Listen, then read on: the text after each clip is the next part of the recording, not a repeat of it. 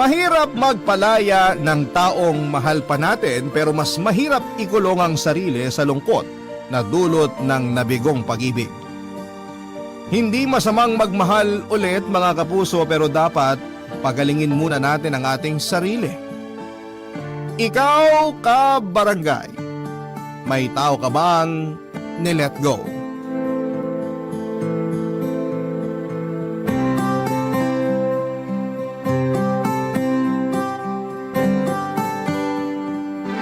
Dear Papa Dudut, naniniwala po ba kayo sa kasabihan na lahat ng bagay ay may rason?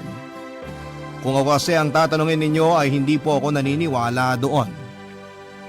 Para sa akin ay walang katumbas na magandang dahilan kung bakit kailangang makaranas ng paghihirap, kalungkutan at pighati ang isang tao, lalo na kung naging mabuti naman ito. Walang inaapakang kapwa at higit sa lahat ay tapat at totoo. Bago ko po umpisahan ang kwento ko na ibabahagi sa programa ninyong Barangay Love Stories ay magpapakilala po muna ako, Papa Dudut. Ako po si Apollo, 40 years old at mga barkada ko po sina Jaira, Mark, Juno, Phoebe at Maya.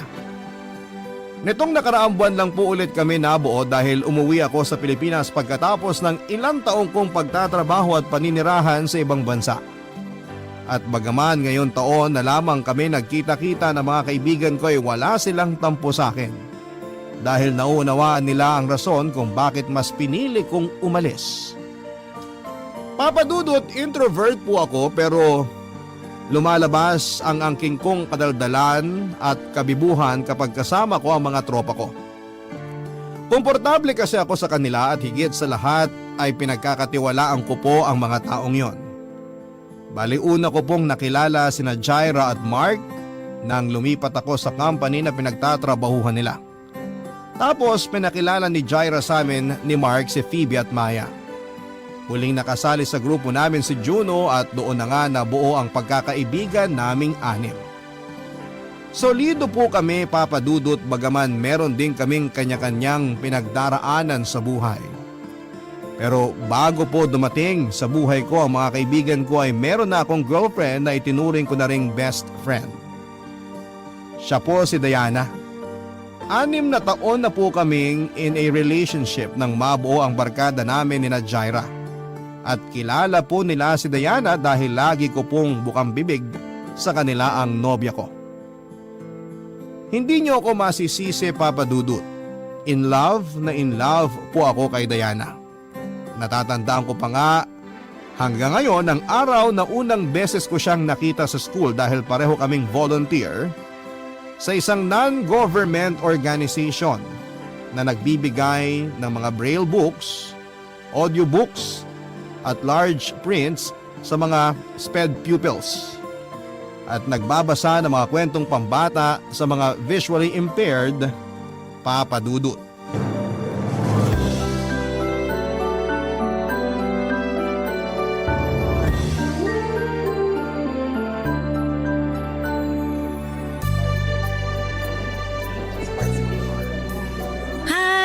Ikaw si Apollo, di ba? Oo. Ikaw naman si Ate Diana? Yun kasi ang tawag sa'yo ng mga bata. Ay, sandali. Meron pa silang isang tawag sa'yo eh. Ate Ganda? Naku-conscious nga ako pag tinatawag nila ako ng ganun. Pero ang cute nila, no? Tinatawag nilang maganda at gwapo yung mga tao hindi dahil binabase nila sa itsura. Since visually impaired sila, mas binabase nila sa pakiramdam kung maganda o gwapo yung kausap nila. Nakakataba ng puso pag galing sa kanila yung mga papuri kasi alam mong totoo at espesyal. Pero totoo rin naman na maganda ka. Ay, pulero ka ah! Hindi ah. Kumain ka na ba? May tinapay at juice pa rito. Gusto mo? Ayos lang. Medyo busog pa naman ako. Mamaya na lang. Parang ngayon lang kita nakita. Naka-attend ka na ba sa mga ganitong event dati? Hindi pa. Mahihain kasi ako. Kundi lang ako in-invite ng chairman ng org na to. Hindi ako makakasama sa event nila. Masaya naman pala. Nag-e-enjoy ako. Ikaw, regular volunteer ka ba rito? Oo, Nagsimula ako 3 years ago. Ang ganda rin kasi ng advocacy nila kaya pinaglalaanan ko talaga ng panahon kapag may volunteer work sila para makasama ako. Marami na rin akong nakilala rito, yung iba naging kaibigan ko na. I hope maging magkaibigan tayo at sana makita kita sa next event. For sure, magkikita pa tayo ulit. Kasi natutuwa ako at nag-e-enjoy ako. Iba rin sa feeling kapag nagkakawang gawa ka. Uy, totoo yan. Sabi sa akin ng mama ko, hindi natin kailangang maging mayaman para makatulong sa iba. Yung presence natin at effort, sapat na para pasalamatan kanila.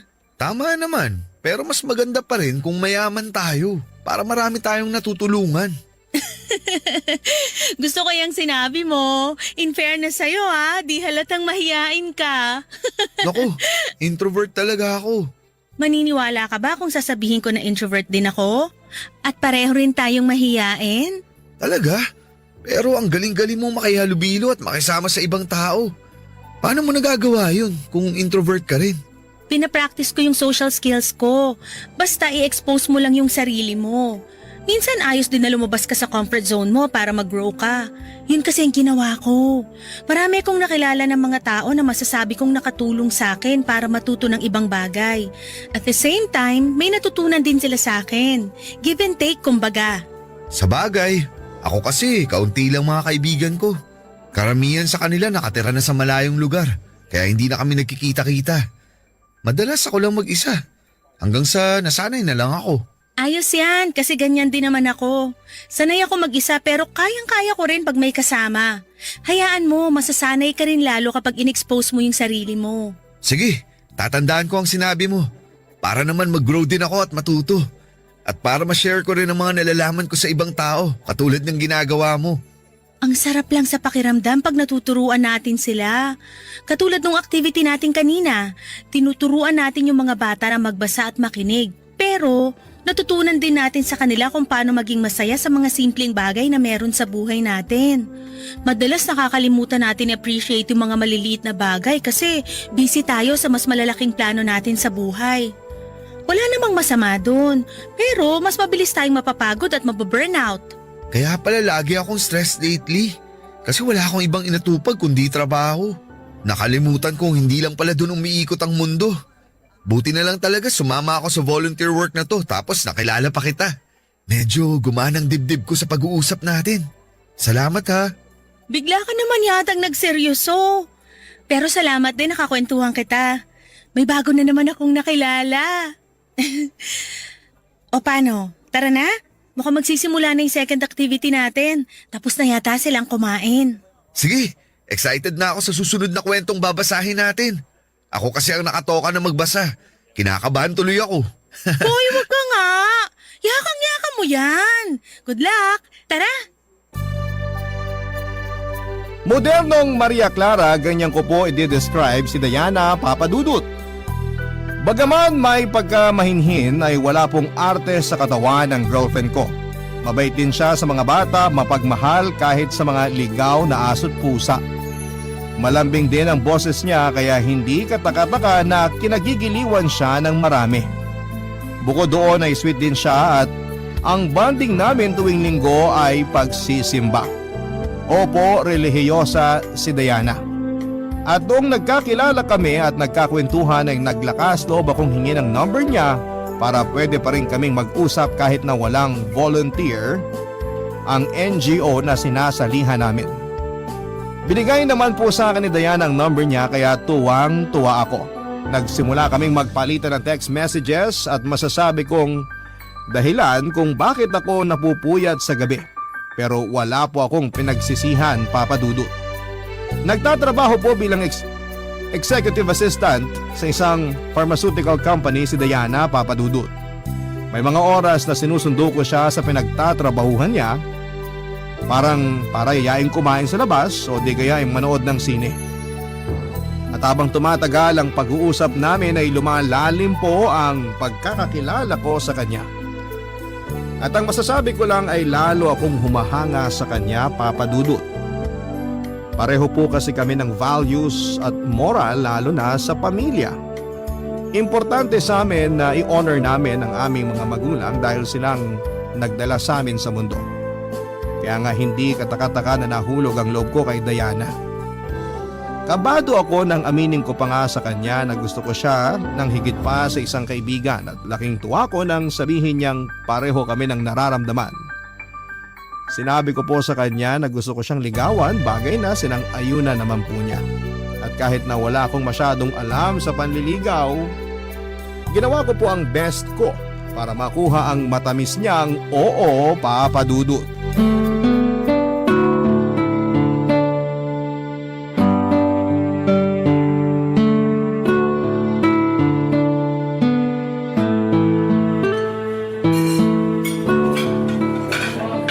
Ang ganda naman dito sa restaurant na pinagdalan mo sa akin. Akala ko hindi ka mahilig lumabas. Saan mo nalaman to? Sa internet. Siyempre nag-research ako. Nagpunta na rin ako rito para tingnan kung totoo yung review nila sa page bago kita inaya.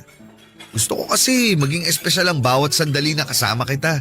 Pati na ang lugar na pagdadalan ko sa'yo. Kasi deserve mo yun, Diana.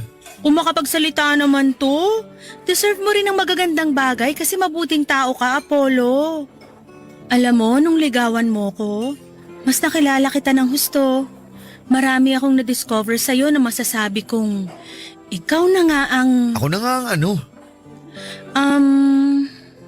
Ang lalaking gusto ko maging boyfriend ko? Ha?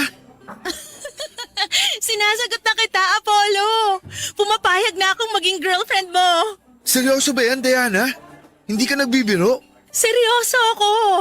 Oo, ang sagot ko sa panliligaw mo. Thank you! Thank you! Sobrang saya ko talaga ngayon kasi tayo na! Girlfriend na kita! Pinapangako ko sa'yo, hindi ka nagkamali sa desisyon mo. Hindi man ako perpekto, pero gagawin ko ang lahat para alagaan at mahalin ka, Diana. Gusto kong ibigay sa'yo lahat ng magagandang bagay na pwede at kaya kong ibigay. Hindi rin naman ako perpekto, pero gagawin ko rin ang lahat para i-prioritize ang relasyon natin. Saka nakikita ko sa'yo na talagang nagsisikap ka. Ramdam ko rin na mahal mo ko kaya alam kong safe ang puso ko sa'yo. Katulad mo, masayang masaya rin ako. Sa katunayan, may gusto akong ibigay sa'yo. Ano yan? Bracelet. Eto, kunin mo. Para sa akin to? Oo, simbolo yan ang pagsagot ko sa'yo para maging boyfriend ko. Special ang bracelet na yan dahil ako ang gumawa niyan. Gusto ko kasi maging memorable ang importanteng araw na to kaya nagpatulong ako kay mama na gawin yan. Alam niya na plano na kitang sagutin ngayon kaya sinabi niya sa akin na gumawa ako ng isang bagay na ibibigay ko sa'yo para hindi mo makalimutan ng araw na naging official na tayo. Nakaka-touch naman. Thank you, Diana. Kasi nag-effort ka pa. Na-appreciate ko tong bracelet at ang ganda-ganda. Lagi ko tong isusuot para hindi ko maramdaman na magkahiwalay tayo. Bakit? May plano ka bang mag-abroad? Ha? Wala. Ba't ko naman gagawin yun? Sabi mo kasi kahit magkahiwalay tayo. Ikaw kabago-bago lang natin, plano mo na yatang subukang makipag-LDR?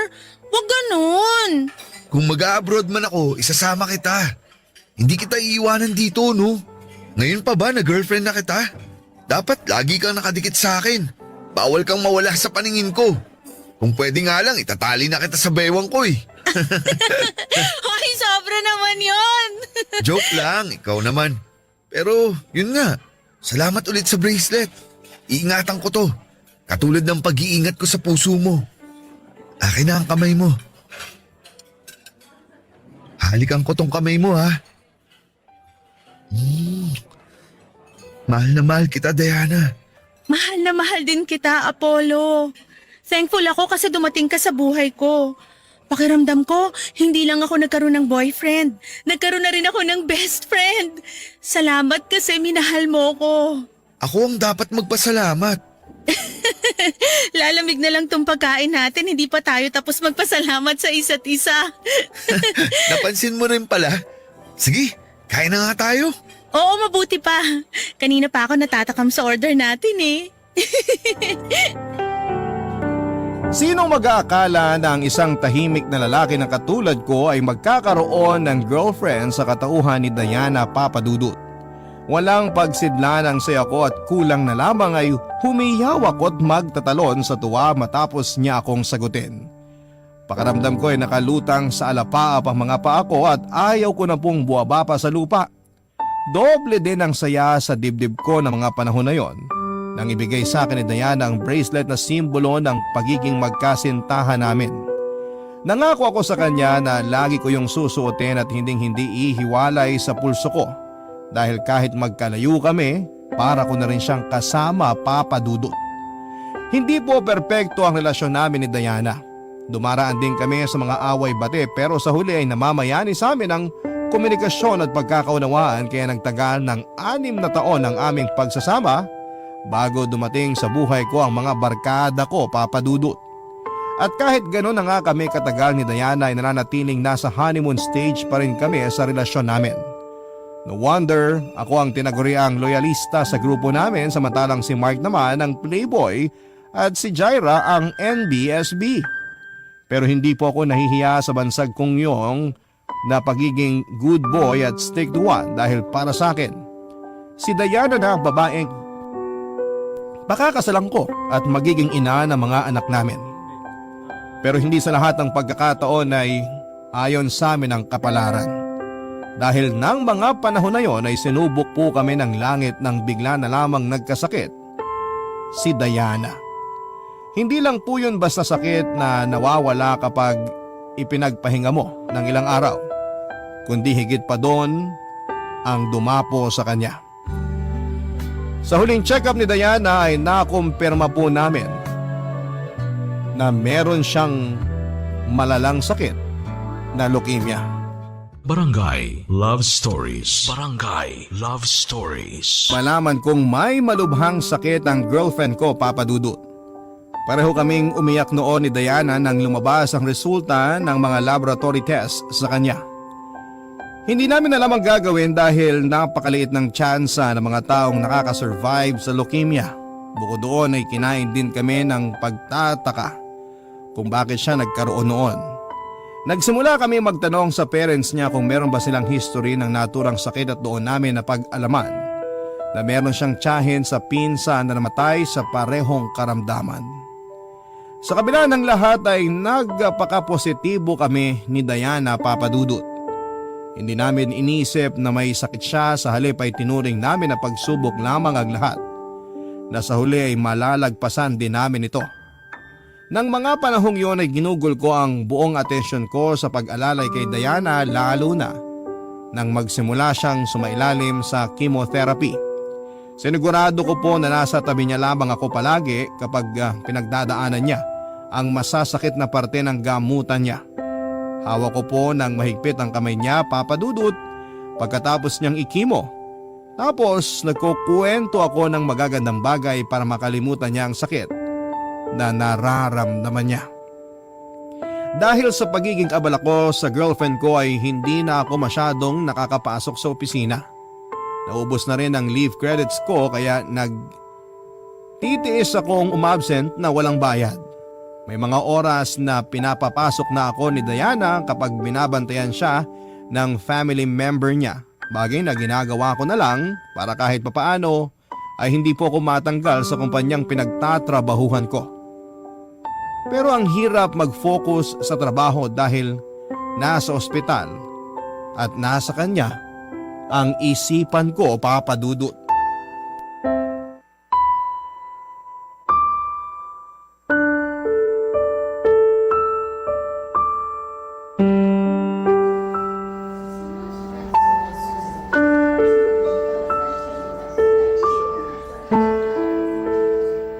Nakakainis. Bakit kailangan ko pang magkasakit ng ganito? Mamamatay na ba ako? Kasi kung oo, sana ngayon na para matapos na ang paghihirap ko. Hindi ka mamamatay, Diana. Gagaling ka. Kaya dapat sundin mo lang ang bilin sa'yo ng mga doktor mo. Ano pa bang bilin nila ang susundin ko kasi lahat ng sinabi nila ginawa ko na. Pero tingnan mo ako. Walang nagbabago sa katawan ko. Ang payat-payat ko na, Apollo. Nalagas na rin yung mga buhok ko. Ang dami ko pang sugat at pasa sa katawan. Niwala ng lakas ang mga tuhod ko para makatayo mag-isa. Lagi na lang ako nagpapatulong sa'yo, di kaya kina Mama at Papa. Wala Kaya kami nandito ng mga magulang mo para tulungan at alalayan ka, Diana. Hindi ka walang silbi dahil kailangan mo kami. Kailangan mo kami dahil may sakit ka. Naiintindihan ko na nahihirapan ka. Pero sana huwag ka namang magsalita ng ganyan. Huwag kang susuko kasi lahat kami umaasa na magiging maayos ka. Na malalampasan mo lahat ng to. Ayoko nang umasa para mabigulang sa dulo, Apollo. Kaya huwag niyo nang lokohin ang mga sarili niyo. Nagagaling pa ako dahil imposible nang mangyari yon.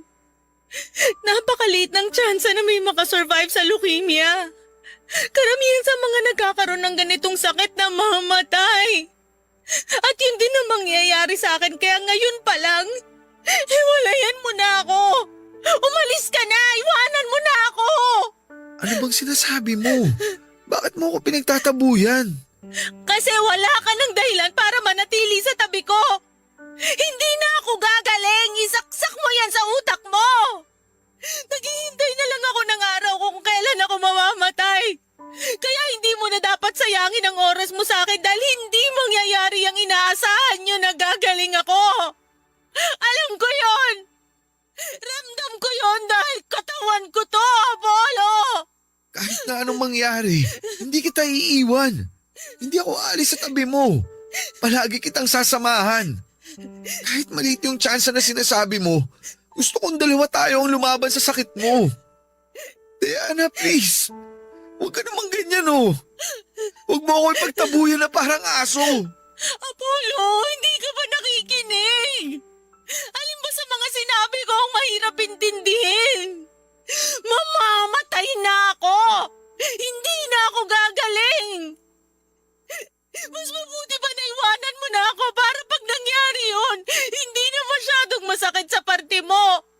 Ituring mo na lang na patay na ako ngayon para mabilis kang makamove on.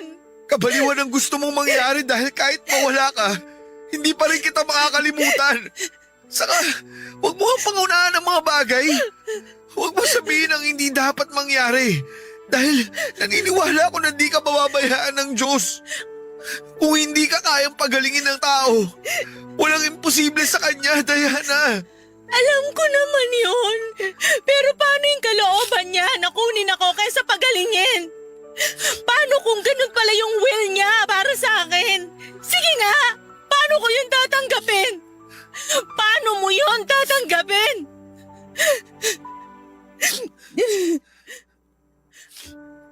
Alam mo ang unfair ng Diyos. Kasi kung kailan gusto ko pang mabuhay ng matagal para makasama ka at magkaroon tayo ng sariling pamilya. Saka naman hindi pwede. Simula nung malaman ko may leukemia ako, gabi-gabi kong kinakausap ang Diyos para matanong sa Kanya kung bakit kailangan niya akong bigyan ng ganitong klaseng pagsubok na alam kong sa huli, matatalo ako dahil una pa lang, wala na akong kalaban-laban. Galit ako sa Kanya! Kasi sa dinami-dami ng masasamang tao sa mundo, ako pa talaga! Ako! Hindi ako perpekto pero ginagawa ko ang lahat ng makakaya ko para maging mabuting tao! Tapos yun pala magkakasakit lang ako at maagang mamamatay? Marami pa akong gustong gawin kasama ka at ang pamilya ko pero lahat yun hindi ko na magagawa dahil sa pesteng leukemia na to! Sana kung nagkaroon ako nito nung bata pa ako para kung mamamatay ako ayos lang! Hindi ako manghihinaya kasi wala pa naman akong pangarap noon kumpara ngayon!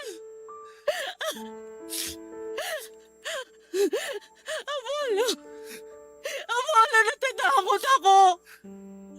Ayoko magmamatay. Gusto ko pa kayong makasama ng matagal. Hindi ka mamamatay. Magiging ayos din ang lahat, Diana. Kailangan mong maniwala na gagaling ka. Kasi sinusunod mo naman ang mga sinasabi sa'yo ng doktor eh. Ginagawa din nila ang mga kaya nila para maging maayos ang kondisyon mo. Oo, medyo malabo pa sa ngayon yung pag-asa dahil maliit ang tsansa. Pero dapat pa rin tayong maging positibo. Huwag kang mag-alala. Hindi ako aalis sa tabi mo. Hindi kita iiwan kahit anong mangyari. Lagi kitang sasamahan sa laban mo. Kasi mahal na mahal kita. Kaya please, huwag mo na akong paalisin. Huwag mo na akong itaboy dahil mas nasasaktan ako. I'm so sorry, Apollo. Hindi ko naman talaga gustong paalisin ka eh. Ayoko, iwanan mo ako. Hindi mangyayari yun. Hindi kita iiwanan, okay? Taan na, mahal ko. Huwag ka na ring matakot.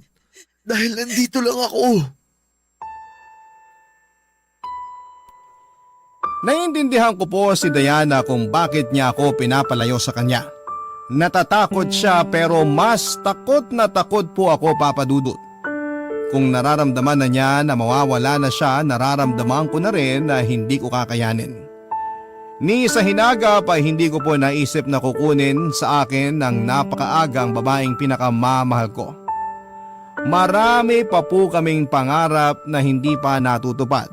Isa na po doon ay ang pakasalan siya at bumuo ng pamilya ng magkasama.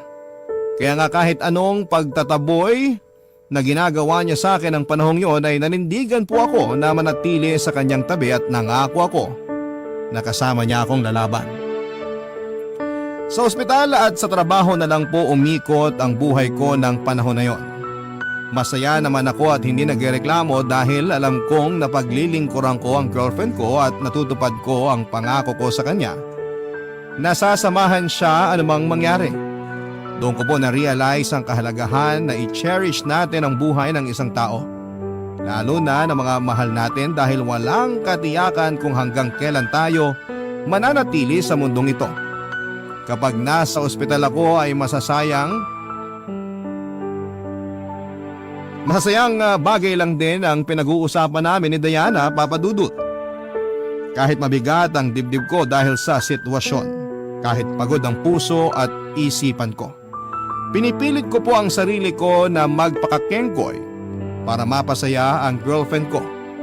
Gustong gusto ko po kasing naririnig ang mga halakhak niya, Papa Dudut. Alam ko na sa likod ng isip ko ay nami-miss ko po yung lahat.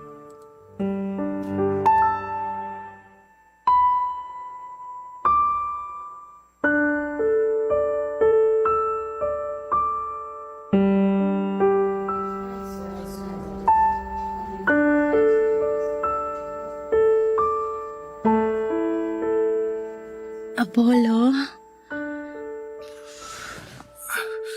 Mahal, may kailangan ka ba? Nauuhaw ka ba? O nagugutom? Sorry, nakatulog pala ako. Ayos lang ako. Hindi ako nauuhaw at busog ako. Ayos lang din na nakatulog ka kasi puyat ka sa pagbabantay sa akin. Obligasyon ko na bantayan ka. Walang kaso sa akin yun. At masaya ako dahil nasa tabi mo ako. Masaya rin ako kasi nasa tabi kita. Ang swerte-swerte ko dahil ikaw ang naging boyfriend ko. Salamat, Apollo, ha? Maraming salamat. Walang anuman. Ikaw talaga. Kumusta? Hindi ka ba makatulog? Medyo. Kanina pa naglalayag sa kung saan ang isip ko eh. Baka naman malulungkot na bagay ang iniisip mo ha. Hindi ka talaga makakatulog niyan. Hindi malulungkot ang iniisip ko, puro masasaya. Gusto mo ba i-share ko sa'yo? Oo naman, sige. Kwentuhan mo ako.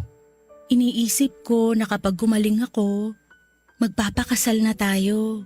Kahit ako na ang mag-propose kung wala ka pang balak. Anong isasagot mo kung sakali? Tinatanong pa ba yun?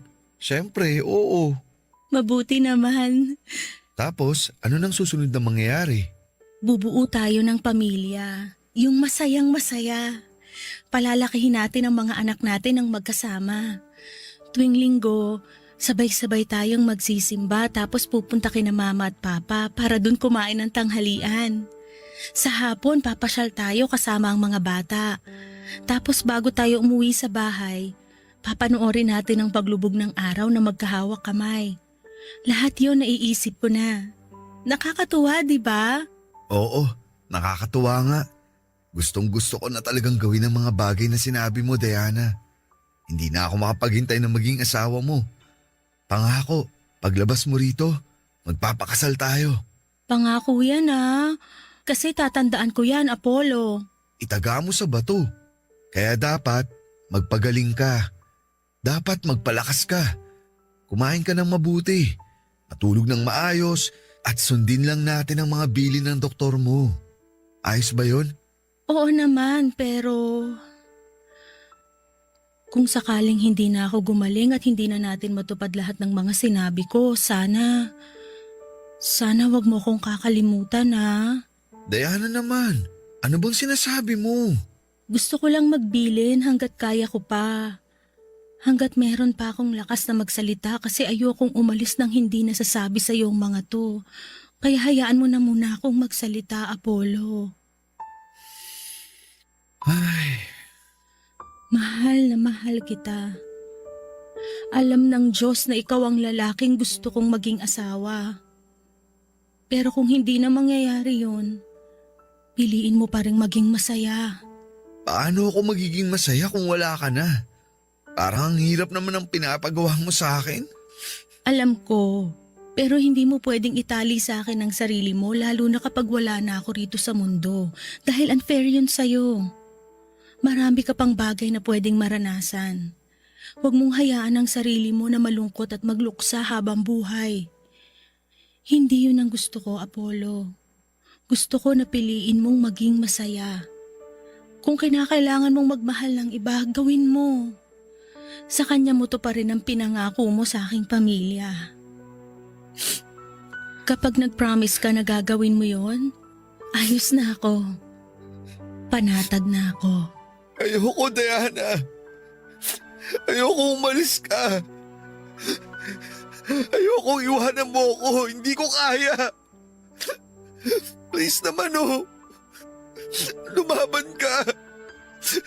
Lumaban ka para sa akin. Para sa pamilya mo. At sa pamilyang bubuhay natin. Gustuhin ko man, pagod na ako. Hindi na kaya ng katawan ko. Pakiramdam ko sinusuko na ng katawan ko lahat ng gamot na tinuturok sa akin. Sobrang bigat na ng talukap ng mga mata ko, Apollo. Gusto ko na lang matulog. At huwag nang gumising kung makakaramdam lang din ako ng ganitong klaseng sakit. Sana naiintindihan mo ako. Sana palayain mo na ako. Hayaan mo na akong mauna, mahal ko. Si Diana na po ang babaeng gusto kong pakasalan, Papa Dudut. Nung unang beses pa lamang na nakita kami ay sigurado na ang puso ko na tinadhana siya para sa akin. At alam kong tama ang desisyon ko na ligawan ko siya at naging ganap kaming magkasintahan. Sa paglipas ng panahon ay napatunayan namin na sigurado na kami sa isa't isa. Pero bakit kung kailan handa na kaming humakbang tungo sa panibagong pahina ng buhay namin ay bigla namang kaming bibigyan ng pagsubok na kulang na lang ay lumpuhin kami, Papa Dudut. Walang gabi simula nang malaman kong may cancer sa dugo si Diana na hindi po ako nagdasal sa Panginoon at nagmamakaawa sa kanya na iligtas niya ang kaisa-isang babaeng mahal ko. Gustong gusto ko pong tumanda na kasama si Diana. Gustong gusto ko po siyang makasamang bumuo ng aming pamilya. Marami pa po kaming masasayang pagkakataon na pagdadaanan bilang mag-asawa, kaya malaking dagok po talaga ang pagkakasakit niya. Papa Dudut, umasa po kaming pareho na diringgin ng langit ang pakiusap namin kahit sa pinaka-imposibleng sandali. Nagagaling din si Diana at malalagpasan niya ang kanyang sakit. Na matutupad namin ang mga pangarap sa buhay ng sabay at magkahawak kamay. Ngunit sa isang iglap ay nagbago ang lahat. Nawalan ako ng pananalig sa Diyos nang hindi niya dinggin ang panalangin namin. Nawalan ako ng tiwala sa Kanya nang biguin niya ako matapos niyang bawiin sa akin ang babaeng mahal ko, Papa Dudut. Namatay po si Diana. Hindi na kinaya ng katawan niya ang lumulubha niyang sakit, kaya naman iniwan na niya ako. Nang araw na mawala siya sa akin ay hindi po ako makaiyak. Ang nararamdaman ko lang noon ay matinding galit at kagustuhan na sundan sa kabilang buhay ang babaeng pinakamamahal ko. Barangay Love Stories. Barangay Love Stories. Galit na galit po ako sa Diyos dahil kinuha niya sa akin si Diana. Ilang beses ko siyang tinanong kung bakit kailangan niya kaming paghiwalayin ng maaga sa buhay na ito samantalang wala namang kaming ginagawang masama.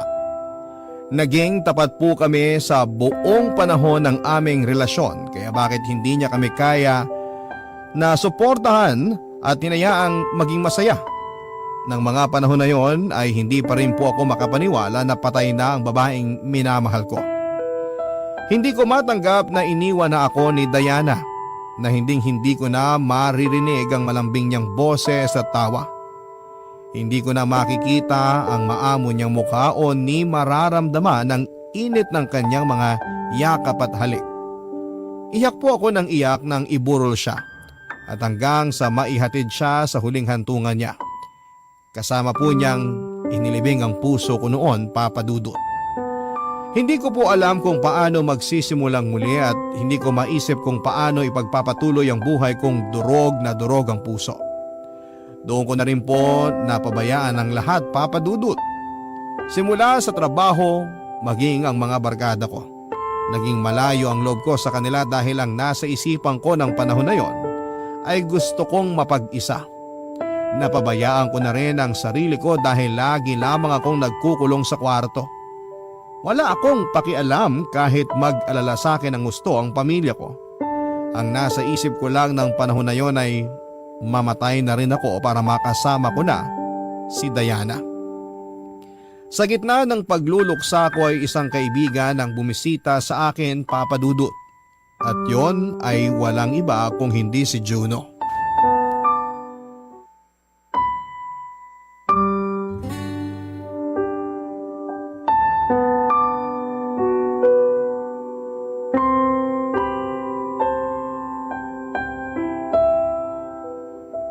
Juno, sorry ah. Hindi ko masyadong nasasagot ang mga text nyo ng barkada sa akin. Ano ka ba? Huwag ka masyado mag-alala dun. Naiintindihan namin ang pinagdadaanan mo. Sa totoo lang, alalang-alala kami sa'yo. Kaya pinapunta nila ako rito para kumustahin ka. Hindi nga lang namin alam kung tumatanggap ka na ng bisita. Pero nagbakasakali pa rin ako. Mabuti nga pinatuloy mo ako dito sa bahay mo at kinausap mo ako. Sakto ang dating mo. Naiinip na akong mag-isa. Kailangan ko talaga ng makakausap. Sakto, di ba? Yun talaga ang purpose ko kung bakit ako nandito eh. Ay, hindi ako makausad, Juno. Nahihirapan ako mag-move on sa pagkawala ni Diana. Kahit na sinabi niya sa akin nun na gusto raw niya ako maging masaya. Parang ang hirap namang gawin nun. Paano ba ulit maging masaya kung wala na yung taong dahilan kung bakit ako umingiti at tumatawa? Paano ulit maging maayos kung alam kong hindi na babalik sa dati ang lahat? Pakiramdam ko, bumalik ako sa simula. Hindi ko na kilala ang sarili ko, Juno. Dahil sa pagkawala ng babaeng mahal ko. Alam mo bro, hindi ko sasabihin na naiintindihan kita kasi ikaw ang eksaktong nakakaramdam niyan. Pero alam ko na hindi talaga madaling mawalan ng mahal sa buhay, lalo na kung malapit sa puso mo. Pero bro, kung hihingin mo ang payo ko, ang masasabi ko lang, idaan mo sa proseso ang pagluluksa mo. Hayaan mong malungkot ang sarili mo dahil yun ang tamang pakiramdam eh. Kapag pinigilan mo kasi ang lungkot, may ipon yan sa loob mo. Tapos mabibigatan ka. Kaya ikaw din ang mahihirapan. Kung kinakailangan mong umiyak, humagulgol, magalit, sumigaw, gawin mo. Grieve at your own pace, ika nga. Iba-iba naman tayo ng paraan para makausad sa kabila ng mga pinagdadaanan natin sa buhay eh. Kung saan ka mas komportable, yun ang gawin mo. Huwag mong madaliin ang sarili mo na makapag-move on kung hindi pa kaya ng puso mo. Darating ka rin dun. Unti-unti nga lang muna sa ngayon. Paano kung hindi na maging okay ang lahat? Paano kung habang buhay ganito na lang ang pakiramdam ko? Kaya nga nandito kami ng mga kaibigan mo para tulungan ka. Para alalayan ka. Minsan kasi akala natin kaya natin gawin ang mga bagay ng mag-isa. Pero mas magiging madali pala kapag meron tayong mga kasama. Ganyan din ang sinabi sa akin ni Diana. Yun bang tungkol sa pakikisama sa ibang tao, hindi lang para magkaroon ng koneksyon kundi support system na rin. Juno, thank you ha. Pati na rin sa mga kaibigan natin kasi nandiyan kayo. Baka kasi kung ako lang mag-isa, nasiraan na ako ng ulo. Uy, ano ka? Walang mababaliw ng mag-isa sa tropa natin kasi dapat lahat tayo mabaliw pag merong nauna. Hindi pwedeng ikaw lang. Nakakatampo yun, no? Yan. Buti naman tumatawa ka na. Komedyante ka kasi. Sinadya ko yun kasi kanina ka pa down na down. Hindi ako sanay Pero basta bro, wag mong kalimutang umiti kahit paunti-unti. Kaya mo yan. Nandito lang kami kung kailangan mo ng makakausap. Isang tawag mo lang o kaya isang text mo lang. Pupuntahan ka namin agad. Hayaan nyo, makakabawi rin ako sa inyo. Wala kang kailangang ibawi. Yung makita ka lang namin na maayos ang kalagayan. Sapat ng pambawi yun sa mga banding ng barkada na missing in action ka. Huling nakita ka namin nung libing pa ni Diana. Kaya miss na miss ka na talaga namin bro. Basta, kapag kaya mo na, makipagkita ka sa amin ha. Oo naman. Kayo agad ang unang-unang guguluin ko. Kaya mag-ready kayo. Dahil kahit madaling araw, magro-road trip tayo. Asahan namin yan. Huwag kang drawing. Ako pa talaga ang drawing. Grabe, nakakasakit ka ng damdamin. Hindi po lumilipas ang sakit at pagluluksa kapag naranasan nating mawala ng mahal sa buhay. Kahit nagdaan ang mahabang panahon ay nagkakaroon lamang ng puwang sa puso natin ng kirot, pero hindi po ito tuluyang nawawala. Alam ko po yun, kaya nga hirap akong tanggapin na iniwan ako ni Diana. Pero malaking tulong na nailabas ko ang lahat ng sakit at hinanakit sa loob ko dahil sa pag-uusap naming yon ni Juno. Kaya nga laking pasasalamat ko sa kanya na mga panahong yon, Papa Dudut. Aminado po ako na hindi ko pa rin alam kung paano ko haharapin ang mundo at ipagpapatuloy ang buhay, pero kinaya ko po, Papa Dudut. Pagkalipas ng 2 linggong pagluluksa, nagbalik trabaho na ako bagaman hindi pa buong buo ang sarili ko. Pero ginamit ko po ang trabaho ko para mas maging abala at hindi ko lalong maisip ang pinagdaraanan ko. Effective naman, pero kapag gabi kung kailan mag-isa na lamang ako at tahimik na ang mundo ay binubulabog po ako ng masasayang alaala namin ni Diana. Hindi ako pinapatulog ng matinding kalungkutan at para bang patalim na paulit-ulit akong sinasaksak ng katotohanan na hindi ko na siya makakasama sa buhay na ito. Hindi po ako mapasaya ng kahit na anong okasyon ng mga panahong yon, Papa Dudut. Hindi niyo ako masisisi sapagkat sariwa pa rin sa akin ang lahat ng mga nangyari. Mabuti na lamang dahil kahit papaano ay nandyan ang mga kaibigan ko. Malaki ang naitulong nila sa akin para malibang ako habang nagmo-move on. Hanggang sa sumapit nga ang Valentine's Day ng February 2018 kung saan ay nagkita-kita kami at nagkaroon ng pakulo si Juno tungkol sa isang time capsule.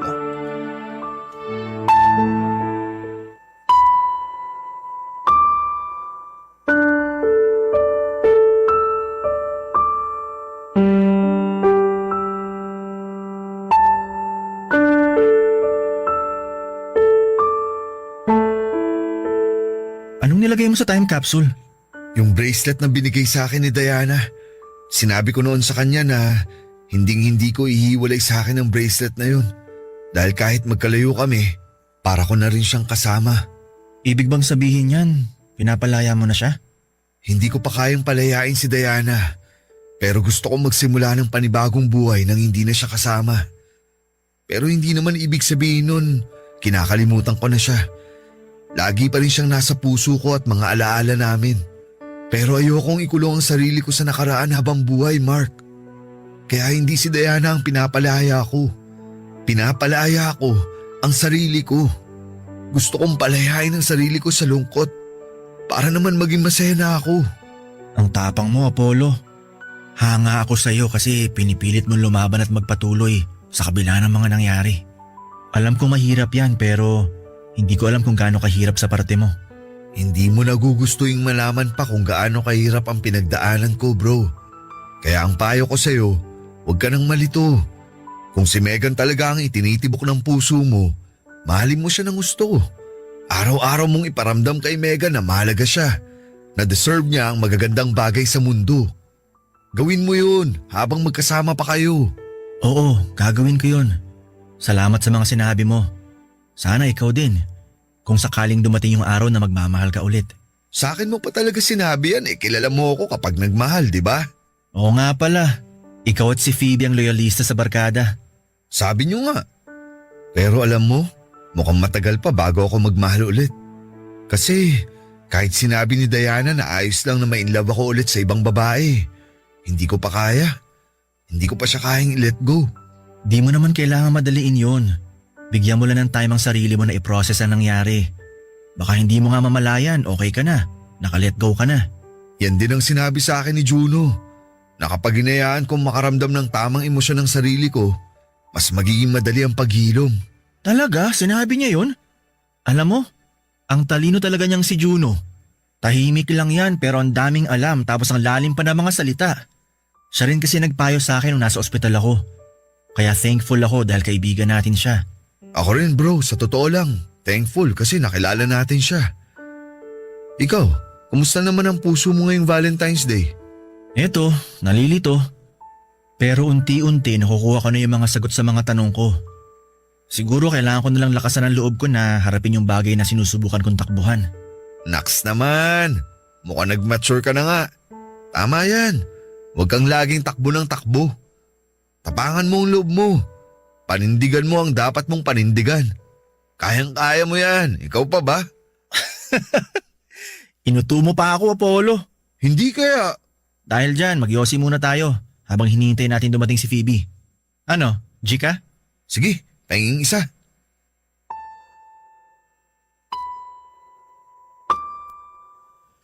Kapag nawala sa atin ang taong mahal natin ay kailangan natin silang palayain.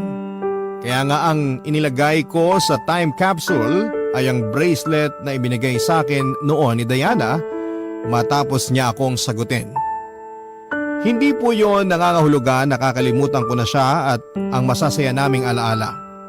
Pero yon ang unang hakbang para matanggap ko sa puso ko na imposible na kaming magkatuluyan sa buhay na ito. Ayoko pong ikulong ang sarili ko sa bagay na habang buhay kong ikakalungkot, bagaman hindi ako naniniwala na may magandang rason ng kapalaran kung bakit niya ako pinahihirapan. Ay gusto ko pa rin pong umasa na babalik sa akin ang lahat ng kabutihan na ginawa at pinakita ko sa mundo sa pamamagitan ng pagkakaroon ng ganap na pagtanggap sa realidad.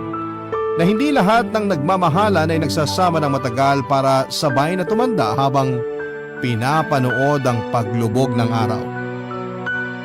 Alam ko rin po na hindi ako makakausad sa lugar kung nasaan ang dahilan ng pagkalugmo ko. Kaya naman nag-decide po akong umalis sa trabaho ko at mag-ibang bansa. Ilang taon din po akong tumira sa abroad habang nagtatrabaho at neto lang 2023 ako nagkaroon ng lakas ng loob na umuwi sa Pilipinas para balikan ang mga masasakit na alaala na iniwanan ko. Bittersweet, ganyan ko po ilalarawan ang pakiramdam na nangibabaw sa akin ng unang beses akong tumapak sa lugar kung saan ay nakalibing ang dalawang taong mahalaga sa buhay ko. Ang kasintahan ko at ang kaibigan namin. Sa kasalukuyan ay di hamak na mas magaan ang pakiramdam ko kesa noong una, Papa Dudut.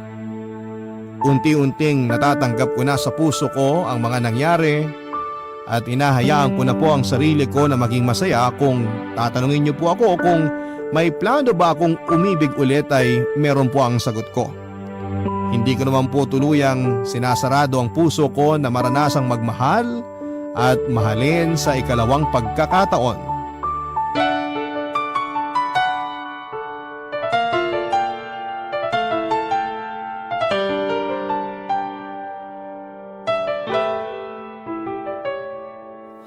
Ang buhay ay mahiwaga,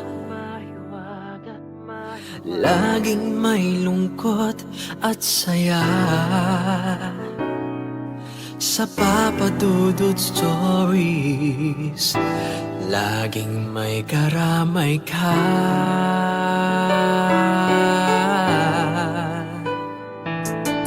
Mga problemang kaibigan, dito ay pakikinggan ka. Sa Papa Dudut Stories, kami ay iyong kasama. Dito sa Papa Dudut Stories, ikaw ay hindi nag-iisa.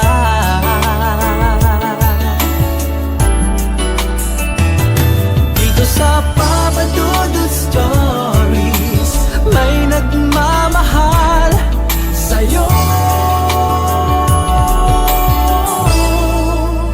Papa Dudut Stories, Papa Dudut Stories, Papa Dudut Stories. Libre lang ang mangarap. Pero hindi madaling abutin ang mga pangarap na ito, lalo na kung kulang tayo sa gawa at puro lamang tunganga. Minsan ay kailangan din natin ang sipag at tiyaga upang gawing realidad ang buhay na gusto nating matamasa. Ikaw kapuso, naabot mo na ba ang mga pangarap mo sa buhay?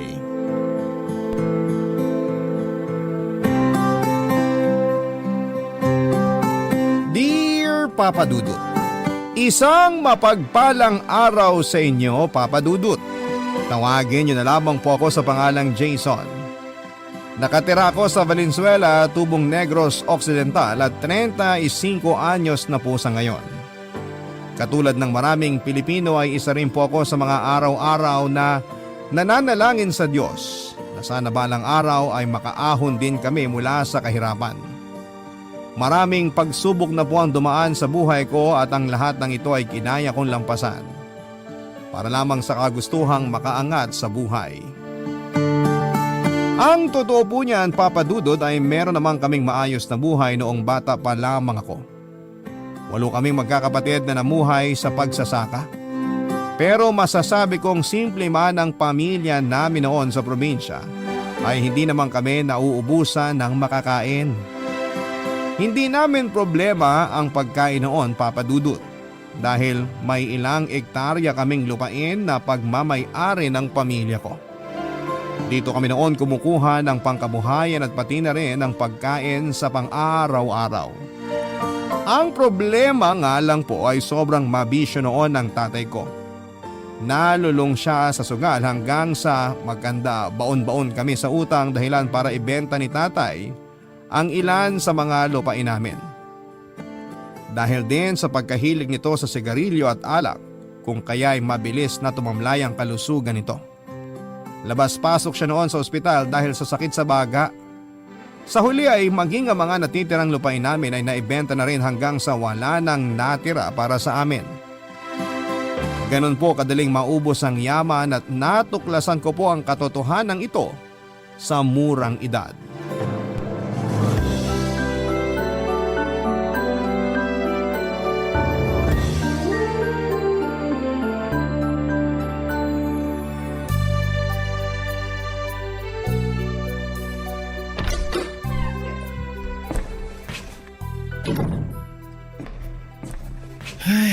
Grabe ang init.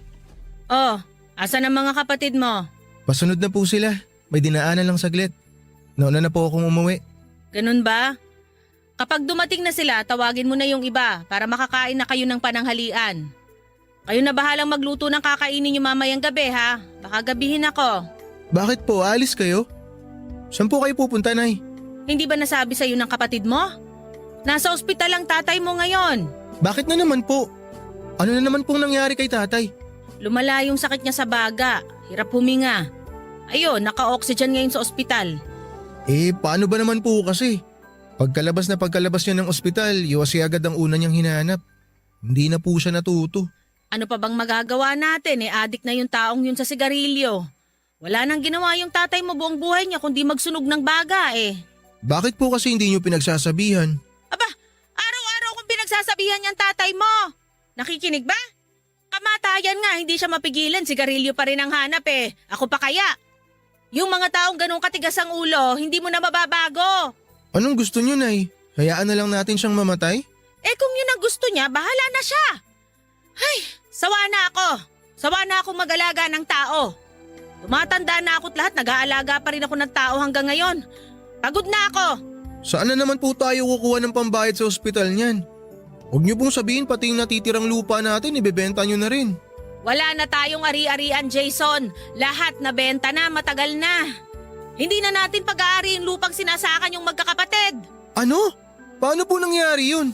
Sa dami ng utang ng tatay mo, sa dami ng gastos natin sa ospital, sa dami yung magkakapatid, kulang na kulang pa yung mga lupain ng tatay mo para mabayaran lahat ng perang kailangan nating bayaran.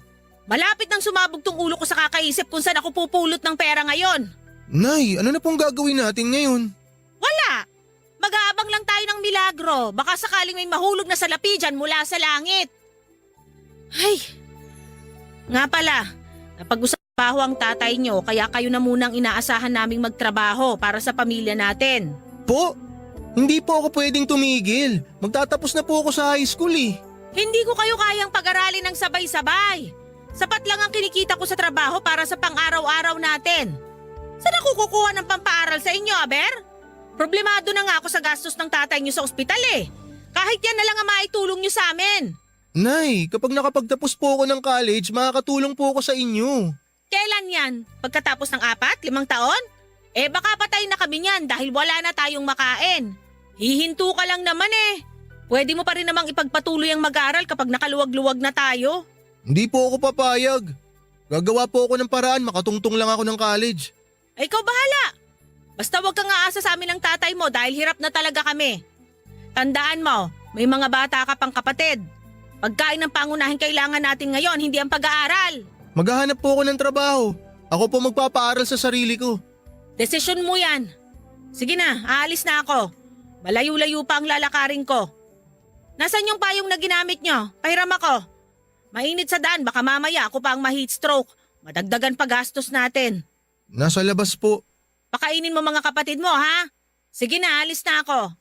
Opo, sige po. Papadudot pabalik-balik na noon si tatay sa ospital. Ito ang dahilan kung bakit mas nalubog pa kami noon sa utang. Pero kahit na ganoon ay hindi ako nagpatinag at pilit kong ipinagpatuloy ang pag-aaral ko. Nasasayangan po kasi ako sa pinag-aralan ko kapag bigla akong titigil sa eskwela. Hindi naman po sa pagmamayabang pero nakapagtapos po ako bilang valedictorian noong elementary ako at mataas din ang marka noong high school. Para mapag-aral ang sarili ay nagtrabaho po ako sa tubuhan. Ang 50 pesos na baon ko ay pinagkakasya ko po para sa isang linggong pagkain. Dagdag pasakit pa noon na nasa malayong lugar ang paaralan namin at kinakailangan kong tumira sa isang boarding house. Mabuti na lamang at may nahanap akong boarding house na mura kung saan ay 5 kaming nagkakasya sa iisang kwarto. Para naman po sa mga gastusin ko sa eskwela ay nagbebenta po ako noon ng iba't ibang uri ng pagkain sa classroom. Mabuti na lamang kahit papaano ay supportive naman ng teachers at classmates ko noon. Maliban po dito, Papa Dudut, ay nagtatrabaho rin ako tuwing Sabado at Linggo. Sinisikap kong umuwi sa amin kahit na maglakad pa ako sa ilalim ng tirik na araw para lamang makapagtrabaho sa sakahan. Aaminin ko po na nahirapan akong balansehin noon ang pag-aaral ko at pagtatrabaho. Kaya ang kinalabasan nito ay apektado ang mga grado ko.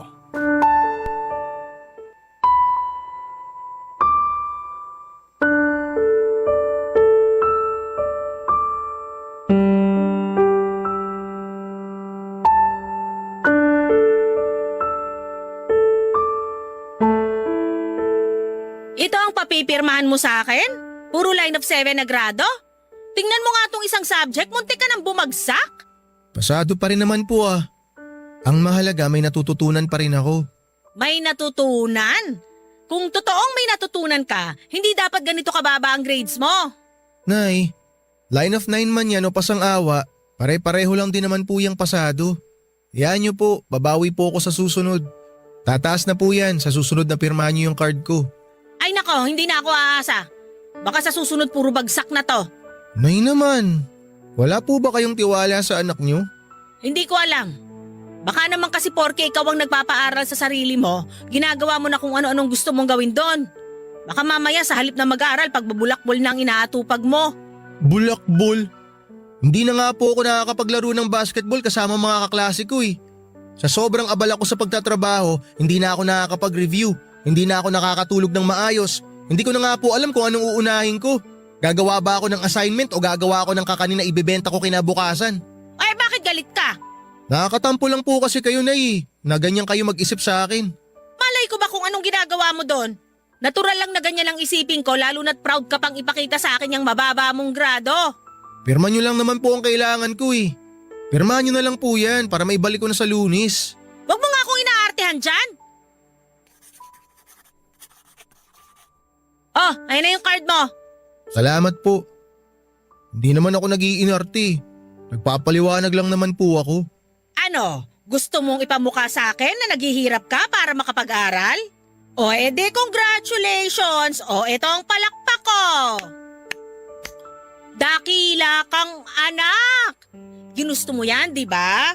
Pinilit ba kita? Hindi naman, di ba? Sabi ko sa'yo, huminto ka muna pero mapilit ka. Hindi ka makatulog? Ikaw lang ba ang hindi makatulog? Ako rin, Jason. Ako rin. Hirap din akong makatulog kakaisip kung paano ko bubuhayin ang pamilyang to. Sobrang dami ng paghihirap at sakripisyo ang ginagawa ko araw-araw kaya huwag kang nagrereklamo dito sa harapan ko.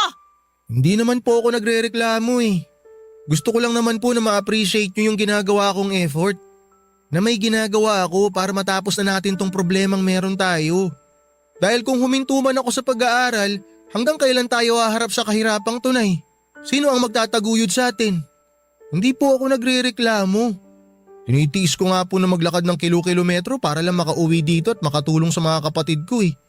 Tinitiis ko ang puyat, ang gutom, makapasok lang sa klase kahit na pagod na ang katawan ko. Masaya ako kahit na palakol lang ang grado ko. Alam niyo kung bakit, Nay? Kasi yan na lang po yung pinakapositibong bagay na meron ako ngayon eh. Ang malaman na pasado ako kahit mababa lang ang grades ko. Ibig sabihin nun, may napupuntahan po yung pagod ko. Lahat ng hirap ko.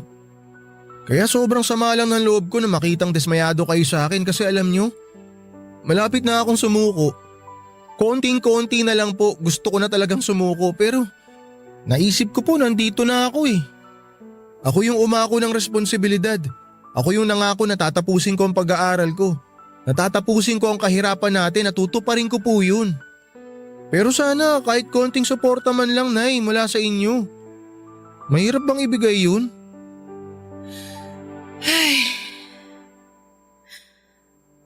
Hindi naman ako dismayado eh. Nagtaka lang ako kasi alam ko matalino kang bata. Alam ko na may ibubuga ka. Siguro nga medyo masakit yung mga salitang nabitawan ko kanina pero dala na lang din siguro yon ng magulong utak ko. Sobrang dami na ng pinapasan kong problema, hindi na ako makapag-isip ng maayos. Pero gusto kong malaman mo na malaki ang pasasalamat ko sa iyo anak dahil kahit papano may pangarap ka para sa pamilya natin. Ikaw ang dahilan, kayo ng mga kapatid mo, kayo ang dahilan kung bakit hanggang ngayon patuloy akong kumakapit. Kaya sana wag ka ring sumuko. Maraming salamat po, Nay. Malaking bagay po to para sa akin. Tapusin mo ang pag-aaral mo. Abutin mo ang pangarap mo. Para sa sarili mo, para sa amin. Halika nga rito. Payakap nga. Ang anak ko. Nangangayayat ka na. Kumain ka ng madami habang nandito ka sa bahay. May bago akong pitas na talbos ng kamote dyan. Talaga po? Oo, dagdagan natin ng kamatis para mas masarap. Papa Dudut, hirap man ay nagsumika po akong makapagtapos ng high school, Papa Dudut. Sa tulong ng determinasyon at suporta mula sa pamilya ay nakamit ko rin sa huli ang inaasam kong diploma. Muntik na nga po akong hindi makagraduate dahil late ako nakapagbayad ng mga miscellaneous and graduation fee. Mabuti na lamang po at nagawa namin ito ng paraan. Gustuhin ko man pong ipagpatuloy ang pag-aaral ko hanggang kolehiyo pero hindi na po talaga namin ito kinaya. Masyado pong matagal ang panibagong 4 na taong pag-aaral. Kaya naman minabuti kong isang tabi muna pansamantalang pag-aaral para makapagtrabaho. Ipinangako ko na lamang po sa sarili ko na kapag nakapag-ipon na ipagpapatuloy ko ang pag-aaral at tatapusin ko ang kolehiyo. Masaya na po ako noon na nakapagtapos ako kahit hanggang high school lamang. Sa aming kasing magkakapatid ay ako lamang ang umabot sa ganong level ng edukasyon. Katulad ng pinangako ko kay nanay ay agad po akong naghanap ng trabaho para makatulong sa pamilya. Pero nang mga panahong yon ay alam kong wala po akong mapapala kung mananatili ako sa probinsya. Kaya naman nagpasya po akong subukin ang swerte ko sa Maynila. Pagka-graduate ay agad po akong lumuwas ng Maynila para maghanap ng trabaho, Papa Dudut. Barangay Love Stories. Barangay Love Stories. Wala po akong kaalam-alam noon kung ano ang magiging buhay ko sa Maynila, Papa Dudut. Para akong batang napadpad sa isang napakalaking syudad na first time lamang makakita ng mga naglalakihang gusali at dami ng mga taong abala sa sari-sarili nilang mga buhay.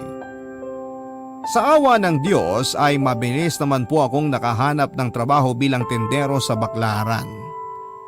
Nagtagal naman po ako sa trabaho kong yon ng ilang buwan kaso nga lang po ay hindi ko na po nakayanan ang trabaho dahil sa amo ko. Kung tutuusin ay kayang-kaya ko naman po ang magtinda. Ang problema nga lang ay masyadong masungit at strikto ang naging amo ko. Konting pagkakamali ay katakot-takot na alak or talak ang inaabot ko. Minsan nga po ay minamaltrato pa nila ako. Lahat ng sisi sa akin nila ibinubunton kahit na hindi naman ako ang may kasalanan. Mabuti na lamang at marami akong nakilalang kaibigan sa lugar na yon at kahit papaano ay nakaya kong tagalan ang amo ko. Sa totoo lang po ay kaya ko namang sabayan ang galit ng amo ko kaso nga lang ay sa sobrang bigat ng trabaho ay kulang na kulang ang natatanggap kong kakarampot na sweldo mula sa kanya. Kaya naman noong may ialok sa akin ng kaibigan ko na ibang trabaho ay agad ko na po itong pinatos nang walang pag-aalinlangan.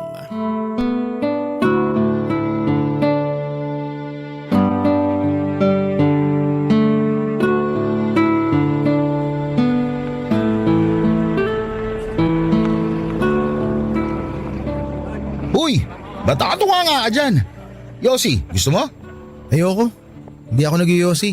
Isa yan sa mga dahilan kung bakit naghirap ang pamilya namin. Talaga? Paano naman nangyari yun? Dahil sa yosi na yan, nasira ang baga ng tatay ko. Labas-pasok siya sa ospital hanggang sa nagkanda utang-utang kami. Nabenta lahat ng lupa namin hanggang sa wala nang natira. Natigil yung mga kapatid ko sa pag-aaral. Ayun, nalubog kami sa kahirapan. Saklap naman pala ng buhay mo. Pwede nang ibenta sa magpakailanman. Talaga, pwede ba? Si Raulo, joke lang yun. Kala ko pa naman totoo. Ganda pa naman sana ng storya ng buhay ko. Mahirap ka pa rin naman eh. Saka na lang kapag gumanda na ang buhay mo para inspiring at may mapupulot na aral. Paano gaganda ang buhay natin sa pagtitinda lang? Kala ko pa naman nandito na sa Maynila ang sagot sa kahirapan namin. Pareho lang din pala ang buhay dito mula sa pinanggalingan ko eh. Gusto mo bang sumama sa akin? Mag-a-apply ako ng trabaho eh. Talaga may alam ka mapapasukan? Saan? Naghahanap ng trabahador yung factory na pinagtatrabaho ng pinsan ko. Kaso sa Valenzuela yun. Maganda ba sahod dun? Kumpara sa sinasahod mo ngayon, syempre naman. Tumatanggap ba sila kahit high school lang ang tinapos? Hindi ko lang sigurado eh. Pero tingin ko naman, oo. Subukan mo rin mag-apply. Huwag kang mag-alala. Tutulungan tayo ng pinsan ko makapasok. Sige nga, para maiwan ko na yung amo ko madamot na kuripot pa. Ewan ko ba kasi sa'yo kung bakit. Kasi ako malilipatang trabaho eh. Akala ko noon, okay na kahit high school graduate ka lang. Hindi ko alam na pahirapan palang makakuha ng trabaho rito. Mahirap talaga. Ika nga nila, survival of the fittest ang buhay dito. Kung mahina ang loob mo, tatapakan ka lang ng ibang tao tulad nating nangangarap ding takasan ng kahirapan. Tingin mo, maayos na ang buhay natin kapag lumipat tayo dun sa factory na sinasabi mo? Wala tayong kasiguruhan, pero tignan mo naman ang estado natin ngayon sa kanya-kanya nating trabaho. Lalo na ikaw, nasabi mo di ka pa pinapakain ng maayos ng boss mo. Oo, hindi yun nagpapakain lalo na pag walang benta. O, di ba? Di hamak na, mas maayos tong trabaho sinasabi ko kumpara sa kung anong meron ta ngayon. Ano bang klaseng factory yun? Hindi ko alam eh. Pagawaan yata ng plastic. Kung ako sa'yo, ihanda mo ang resume mo. Kailangan pa ng resume dun? Oo, tapos dayain mo na lang. Anong dayain? Kopyahin mo na lang yung ginawa ko sa akin. Nagdagdag lang ako ng experience. La, baka mahuli naman tayo dyan. Hindi na nila malalaman yan. Ang mahalaga, makita nilang may experience tayo. Pero kung sa bagay, may backer naman tayo. Sure ako may papasok tayo ng pinsan ko. Kasi matagal na yung nagtatrabaho sa factory na yun eh. Sige, sabihan mo ako kung kailan ka mag-a-apply. Sasabay ako. Tapos kapag nakuha tayo, hanap na lang tayo ng matutuluyan sa Valenzuela. Okay, magandang plano yan. Baka ito na ang hinihintay natin na mag-aahon sa atin sa hirap. Sana nga. Hindi na ako noon nagdadalawang isip pa, Papa Dudut, tuwing may opportunity na dumarating sa akin. Wala naman akong karapatang mamili ng trabaho dahil ako ang nangangailangan, kaya noong may offer sa akin ang kaibigan kong si JB ay agad po akong umoo. Wala pang isang linggo ay nakatanggap kaagad kami ni JB ng balita na nakuha na kami sa factory na ina-applyan namin. Hindi ko alam kung dahil ba ito sa pinsan ni JB o baka dahil kailangan lang talaga nila ng trabahador kung kaya kami nakuha kaagad. Bastang mahalaga ay may bago na akong trabaho. Unang araw ko pa lamang sa trabaho ay agad na akong nagpa-impress sa boss namin. Nahirapan nga lang po ako sa pakikipag-usap sa boss ko dahil foreigner siya. At ang pangunahing lingwahe na ginagamit niya ay English. May kaunting kaalaman naman po ako sa pagsasalita ng English. Pero ito ang isa sa mga subject kung saan ay mahina ako noong nag-aaral pa lamang ako. Palagi rin po akong kinakabahan at nauutal tuwing sinusubukan kong kausapin ang boss namin dahil hindi ako marunong magsalita ng English na straight. 12 hours ang trabaho namin, Papa Dudut, kapalit ng 250 pesos na sahod sa pang-araw-araw.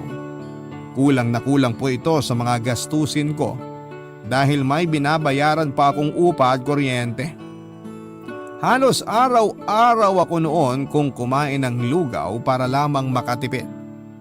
Sinubukan ko rin pong maghanap ng sideline pero dahil nga high school graduate lamang ako ay nahirapan akong makakita ng pangalawang trabaho.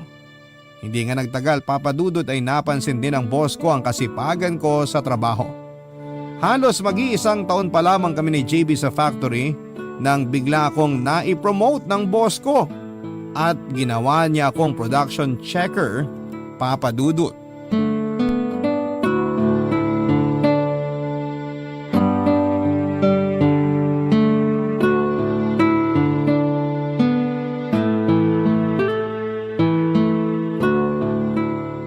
Congrats naman sa bagong promote. Salamat. Painom ka naman dyan. Total day off natin bukas. Ikaw ang hilig mo talaga sa bisyo. Tigilan mo na yung pag-inom at paninigarilyo. Bukod sa nakakasama na sa kalusugan, gastos lang yan. Ayaw mo naman libre. Hindi talaga ako manlilibre. Marami pa akong kailangan bayaran eh. Tsaka kailangan ko rin magpadala ng pera sa probinsya. Marami akong kapatid na sinusuportahan. Ang bait mo naman palang kapatid. Kailangan kong bumawi sa kanila eh. Sa aming magkakapatid, ako lang ang tumuloy sa pag-aaral. Lahat sila tumigil kaya ako lang ngayon ang inaasahan nilang lahat. Hindi ba nakaka-pressure yan?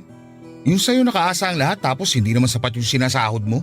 Wala namang mangyayari kung magpapadala ako sa pressure eh. Wala naman tayong choice kundi magpatuloy pa rin. Tumatakbo ang oras kaya kailangan din nating sumabay kahit na maliit lang ang kinikita. Ikaw ba? May sinusuportahan ka rin ba sa inyo? Meron, yung anak ko. May anak ka na pala? Oo, anak sa pagkabinata. Sino nag-aalaga sa kanya ngayon? Lola niya. Matagal na nga ako hindi nakakauwi sa amin eh. 5 taon na rin. Matagal na ha? Wala ka bang planong bumisita ron? Mahal ang pamasahe. Imbis na gumasos pa uwi, ipapadala ko na lang. Tapos may video call naman. Mas tipid yun. Kung sa bagay. Mabalik tayo sa promotion mo. Napapansin mo ba na parang paborito ka ng boss natin? Talaga ba?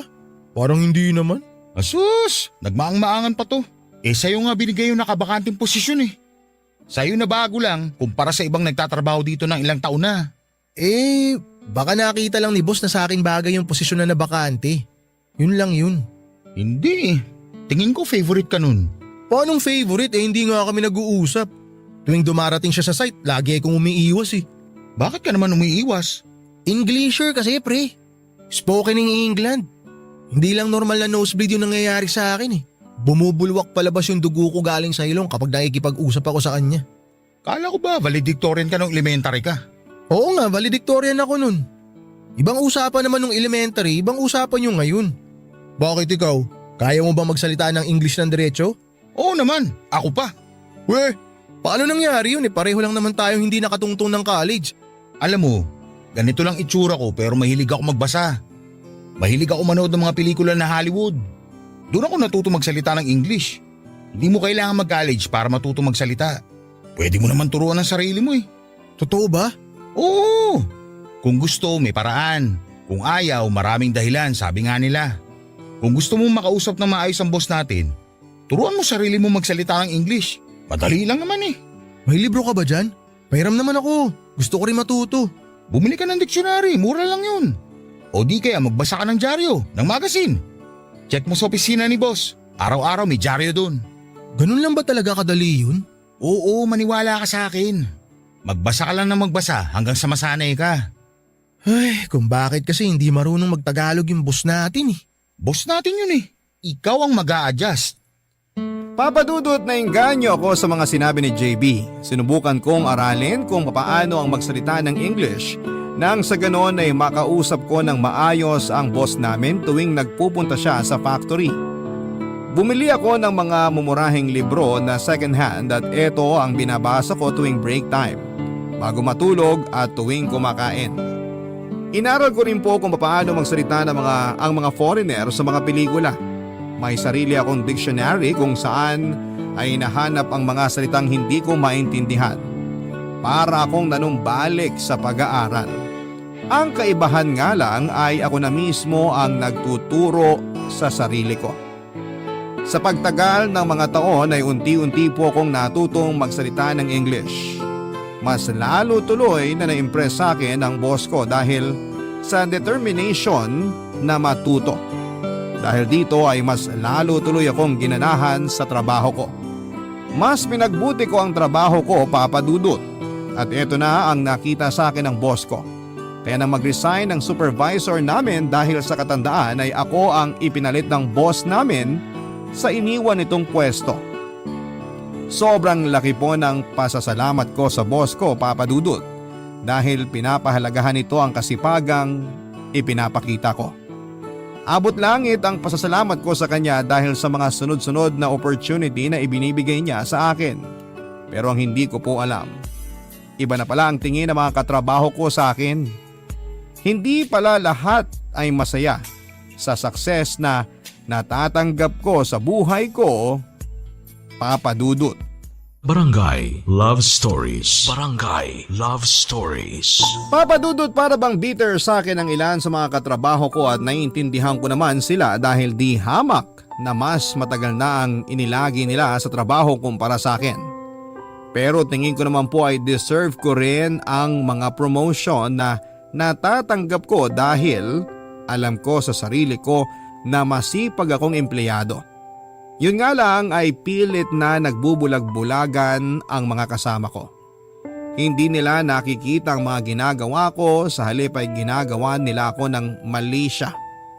Kesyo, sip-sip daw ako sa boss namin, pakitang tao, at di hamak daw na mas deserve ng iba ang pwesto ko sa ngayon. Hindi nila matanggap na ang isang hamak na high school graduate lang ay supervisor na nila ngayon. Lalo na't karamihan sa mga kasama ko sa trabaho ay nakapagtapos pa ng kolehiyo. Sa kabila ng paninirang ginagawa nila sa akin, Papa Dudut, ay hindi po ako nagpatinag. Hindi ko na lamang sila pinansin at sa halip ay mas pinagbuti ko ang trabaho ko. Ipinakita ko sa kanila na para sa akin talaga ang pwestong ibinigay sa akin. Ako na noon ang kumukuha ng mga aplikante sa factory, Papa Dudut. Doon ako bumawi. Wala akong pakialam noon kung college graduate man o walang tinapos ang nag-a-apply. Ang mahalaga ay marunong sila at masipag sa trabaho. Nakikita ko kasi ang sarili ko sa ilan sa mga aplikante na hirap makahanap ng trabaho sa kadahilan ng hindi sila nakapagtapos. At ayokong ipagkait sa kanila ang opportunity na naranasan ko noong ako ang nangangailangan.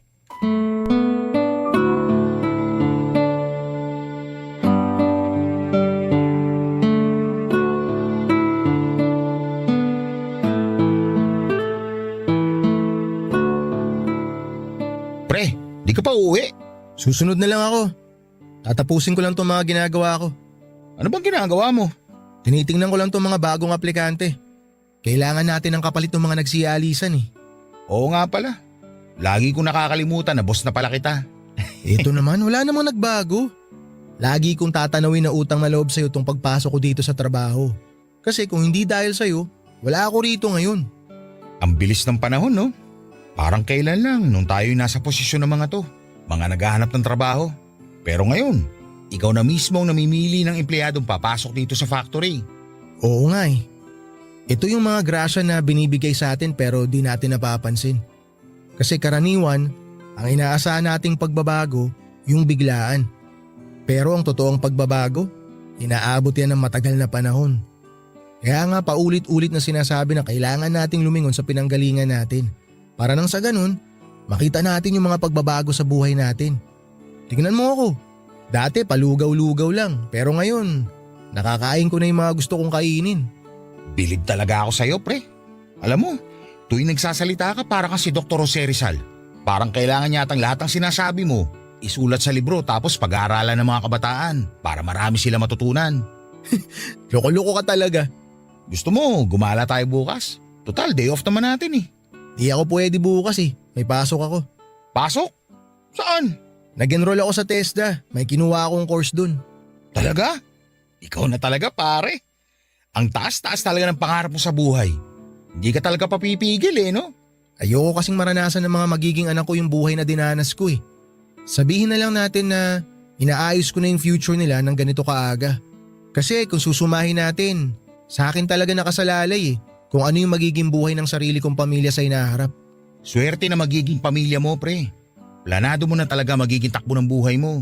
Kung nakaranas ka ng paghihirap, hindi mo na talaga gugustuhin bumalik sa ganong klase ng buhay. Ibig bang sabihin yan, yung pag-enroll mo sa TESDA, may plano ka umalis dito sa factory? Eh hindi naman habang buhay, mananatili tayo rito. Para mag-grow, you have to go. English yun ah. Ang gusto ko lang puntuhin, para lumago tayo bilang tao, kailangan din nating sumubok ng ibang bagay. Hindi pwede na tatanggapin mo na lang ang buhay na meron ka ngayon. Sa bagay, tama ka naman pero hindi ba parang masyado ka naman yata nagmamadali?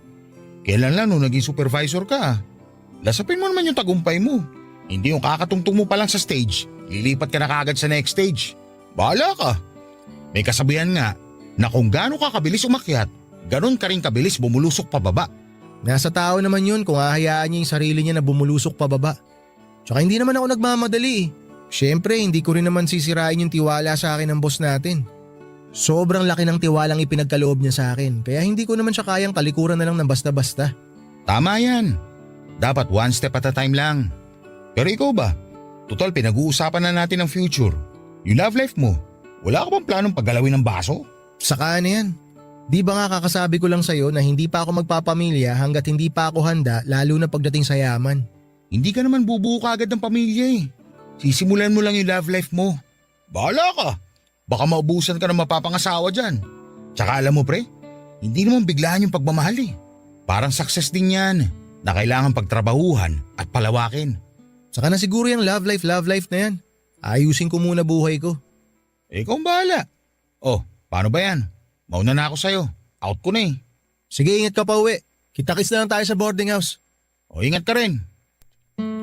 Papa Dudut, ilang taon pa ang pinalipas ko bago ako tuluyang nagpasyang i-level up ang estado ko sa buhay. Naisip ko noon na oras na rin siguro para palawakin ko pa ang experience ko. Sinubukan ko pong mag-apply sa call center. Kasabay nito ay naghanap din ako ng maraming trabaho sa ibang bansa bilang Plan B. Sa tulong ng kakilala ay nakapag-apply naman ako bilang salesman sa Saudi Arabia. Wala po akong pinagsabihan ng plano ko, Papa Dudut, habang nilalakad ko ang mga requirements ko para sa pag-abroad ko.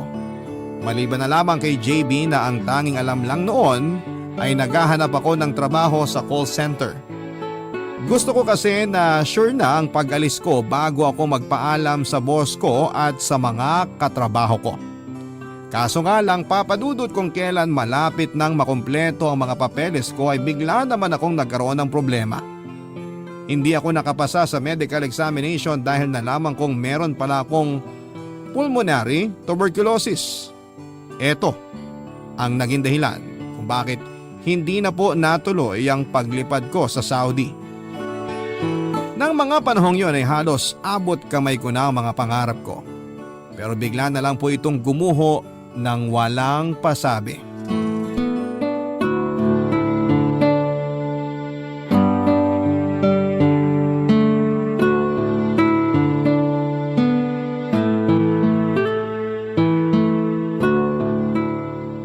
Oh, anong meron? Bakit parang bagsak naman ang mukha mo dyan? May nangyari ba? Wala. Pagod lang ako sa trabaho. Anong wala? Hindi ganyan ang itsura ng pagod. Yang mukha mo ngayon, parang pinagsakluban ng langit at lupa. Malalim lang ang iniisip ko ngayon. Gaano ba kalalim? Baka sakali may maitulong ako. Hindi kasi ako nakapasa sa medical ko, pre. Para sa call center? Bakit daw? May sakit ka ba? Medical para sa pagpunta ko sana sa Saudi. Ha? Mag-a-abroad ka? Ba't di mo sinasabi sa akin? Sasabihin ko naman sa'yo kapag nakumpleto ko na yung requirements ko, kaso nga, bagsak ako sa medical. Alam ba to ni boss? Hindi niya alam to, hindi ko sinabi. Wala talaga akong pinagsabihan. Mabuti na nga yun kasi hindi naman na pala talaga ako matutuloy. Plano mo palang mag-abroad? Akala ko sa call center ka lang lilipat. Nung una nag-apply ako sa call center. Nakuha nga ako dun eh. Kaso naisip ko, sayang din naman yung pinag-aralan ko sa TESDA kung hindi ko gagamitin. Kaya ayun, sinubukan ko mag-apply ng trabaho sa ibang bansa. Natanggap naman ako. Minalas nga lang sa medical. Sayang naman. Pero at least may call center kang babagsakan, di ba? Hindi na rin ako tutuloy dun. O bakit naman? Baka hindi rin ako matanggap kapag nalaman nilang may sakit ako. Teka, ano bang sakit mo? Basta, wag mo na lang alamin. Nakamamatay ba yan? Nagpapagamot na ako, wag kang mag-alala.